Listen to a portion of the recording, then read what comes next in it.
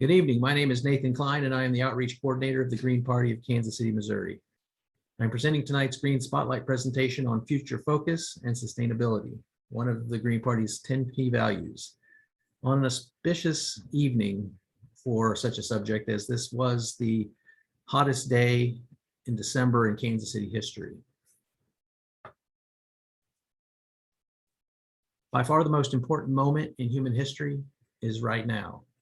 Whether we have a future or not will be determined by how we respond to the climate crisis right now.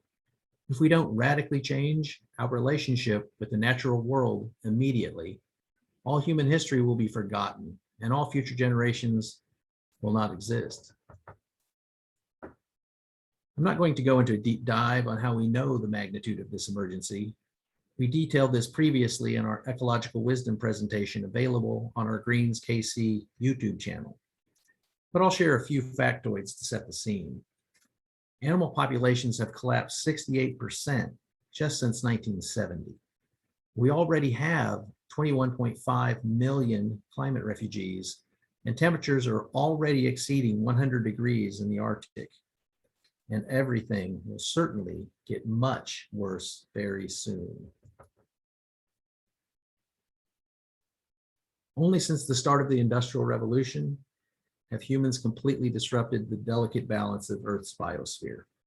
It took us less than 250 years to increase global greenhouse gases in the atmosphere to levels that naturally take hundreds of thousands or even millions of years to reach. These changes are accelerating in an exponential fashion, which means that time's up. The path we are on is leading us to extinction.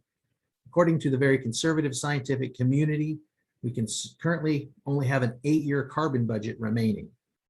Even if all of the voluntary and unenforceable pledges from the COP26 conference are met, we will significantly exceed the 2 degrees Celsius of warming that the scientists say we must avoid.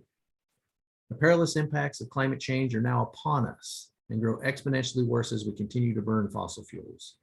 The decisions we make right now seal the fate of all future generations on Earth. Like it or not, this is our future, and the responsibility is in our hands right now. Our house is on fire, with us in it, with nowhere else to go. Some behaviors that are appropriate for some situations are completely inappropriate as this inferno engulfs us. For example, meditative introspection on the self, hoarding material goods, obsessions with celebrities and being entertained, bickering over differences, carpe diem, living for today, and so on. We must band together and act now to address this emergency and focus on saving what we can for the future. Many of the physical transformations of the Earth now in motion cannot be undone. Many species will be lost. Many coastal cities will be destroyed as sea levels rise. Large swaths of the Earth will be uninhabitable. These are best case scenarios if we reverse course immediately. Now is the time to triage the damage to save what we can. These new physical dynamics of the Earth that are emerging will dictate what, if any, civilization can exist on this new planet. We must innovate and adapt rapidly away from what has gotten us into this mess and employ sustainable alternatives.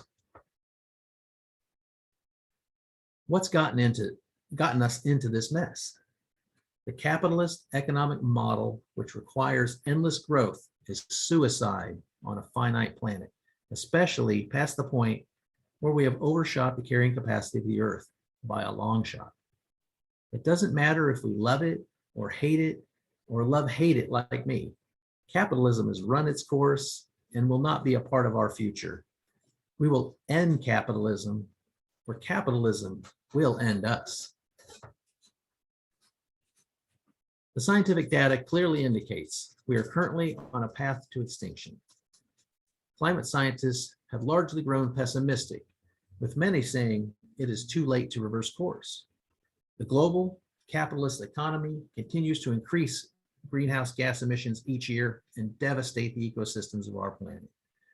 We have yet to respond appropriately. Why are we not responding appropriately?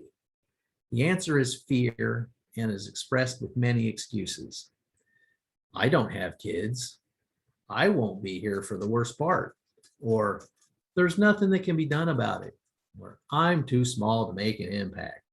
You hear, well, I didn't cause this problem. Or someone else will fix it. Or I'll just be self-sufficient. Some people will live through this, and probably me. To ignore the problem is irresponsible. To pretend the problem will magically go away or resolve itself is folly. To believe you alone will escape the problem is hubris. You will not be the person riding a dune buggy through the post-apocalyptic desert.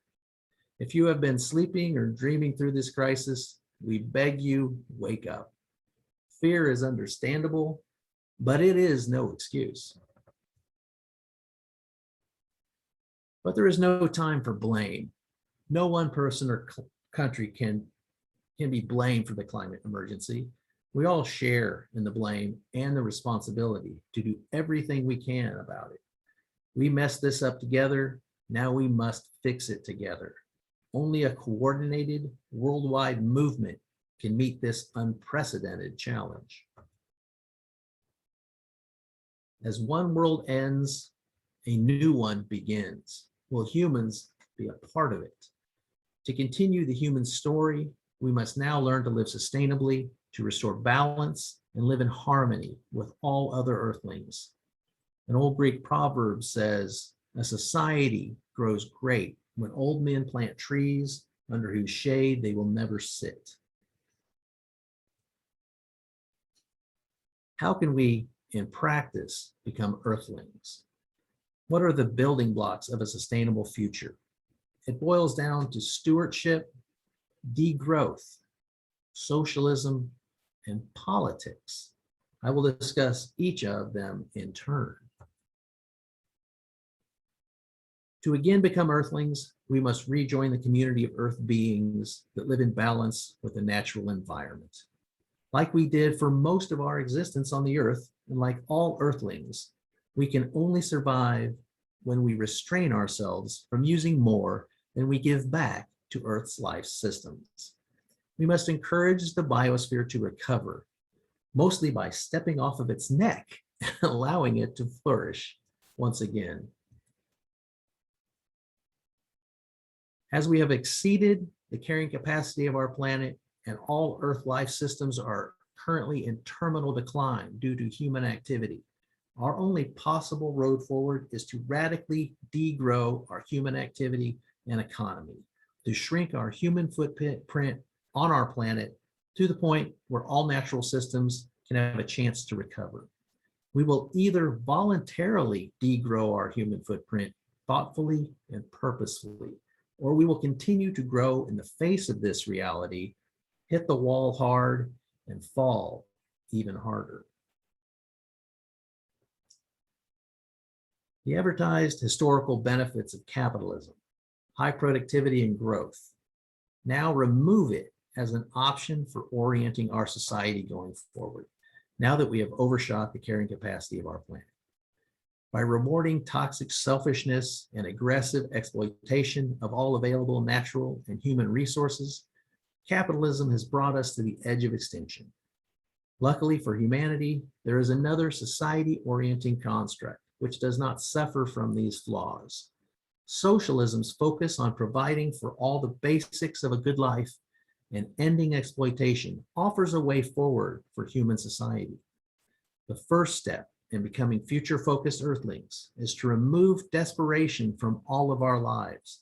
People who don't know how they are going to pay this month's bills cannot focus on the future like we must all do now.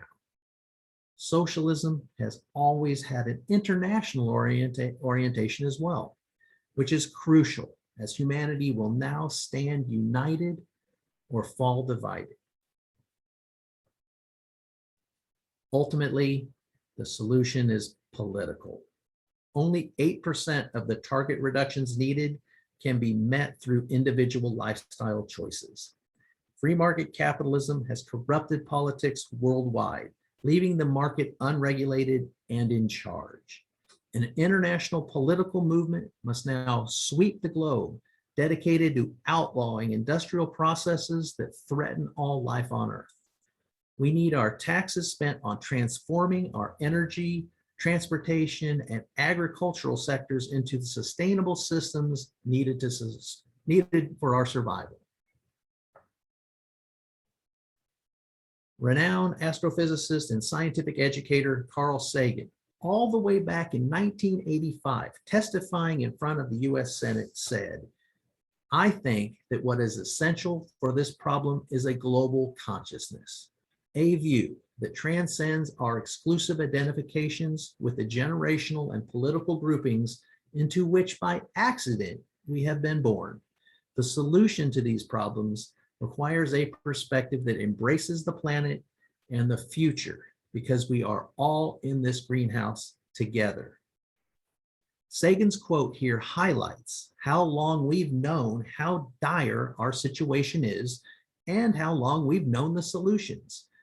This shows how badly capitalism and its lapdog world governments have failed for decades to respond to this global crisis.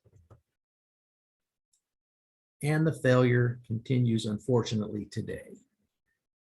Biden himself has issued more drilling permits than Trump per month, almost 400 every month since he's been in office. There are now over 30 new oil and gas pipelines currently under construction in the United States. Biden is currently pressuring OPEC to increase oil production. And COP26 was a complete failure. And for the 26th time in a row, the world leaders have failed us. And US taxpayers subsidize fossil fuel production at $20.5 billion a year annually. This is madness. We must stop falling for their rhetoric of lesser evil. 2 times extinction is no better than 3 times extinction. Their for-profit solutions are no solutions at all. They offer us the wrong tools. Voluntary reductions, biofuels, which is basically burning trees for power, carbon offsets, clean coal, so-called, nuclear power, bioengineering, and missions to Mars. Their PR departments have been pushing these market-oriented schemes for years as the problem gets worse and worse. The real solutions will not maximize the profitability of the Fortune 500, but if rapidly implemented, could turn the tide. Some of the right tools include mandatory reductions, regulated efficiencies, expanded mass transit, regenerative agriculture, distributed passive energy production, local-oriented production, of course, conservation and rewilding. This is only a very partial list of necessary steps we must take. How can we put these tools to work? There is only one political movement in the world today that includes all of the necessary traits to unify humanity to face our greatest challenge, and that political movement is the International Green Party. The Green Party is not for sale. It is eco-socialist. It's international. It's grassroots, volunteer-based, and it's transformative. And it's been right all along. We do not have the luxury of hoping and waiting for the current capitalist-based system to incrementally move in the right direction. We, you and me, must do it ourselves, not by joining together with Greens all over the world in a political revolution that puts people, planet, and peace over profit. Yes, it's not going to be easy. Yes, the forces arrayed against us are powerful. Yes, we may fail, but we would much rather try and fail than to not try at all, especially with the consequences of our inaction being so unimaginably catastrophic. This is humanity's last stand.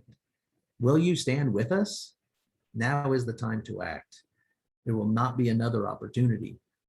We invite you to join your local Green Party chapter. We encourage you to donate to your local Green Party chapter. We implore you to volunteer for your local Green Party chapter. And we think that you should give your neighbors the chance to vote for a representative that is not for sale and will represent them and their children's children at this most crucial time in the world by running for office yourself as a clean green candidate. Thank you very much. I've been Nathan Kline for the Green Party of Kansas City. Have a good evening.